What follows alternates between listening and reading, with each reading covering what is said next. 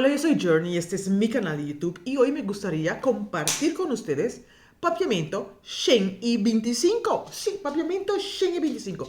Ya estamos a 125. Imagínate cómo de rápido va esto, ¿no?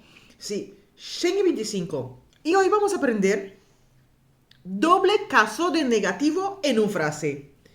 Por ejemplo, nada y no. No y nada. No y nada. Dos negativos en una frase. Pero antes de empezar, me gustaría invitarte a que te suscribas a este canal.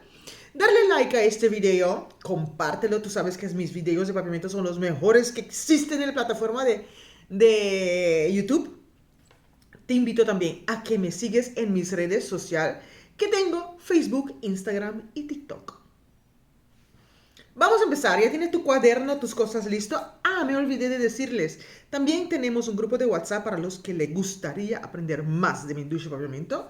Te dejo mi número de teléfono aquí y si estás interesado, me mandas un app y te agrego al grupo. Nada es nada y no es no.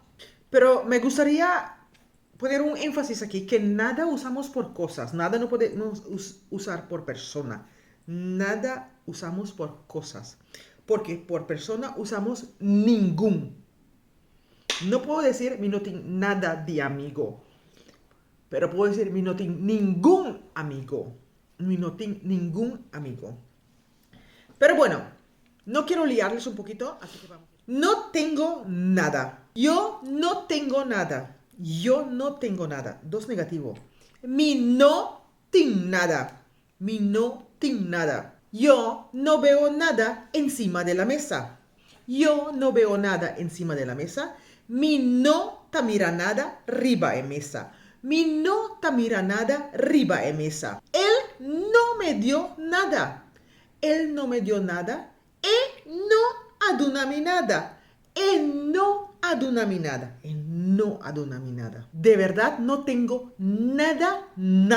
De verdad no tengo nada. De verdad mi no tengo nada. De verdad mi no tengo nada. Y el último. Mi no tengo absolutamente nada. No tengo absolutamente nada. No tengo absolutamente nada. Mi no tengo absolutamente nada. Mi no tengo absolutamente nada. Dos frases. Frase con dos negativos en uno. Espero que has aprendido un poquito más. Y nos vemos en el próximo video. Adiós.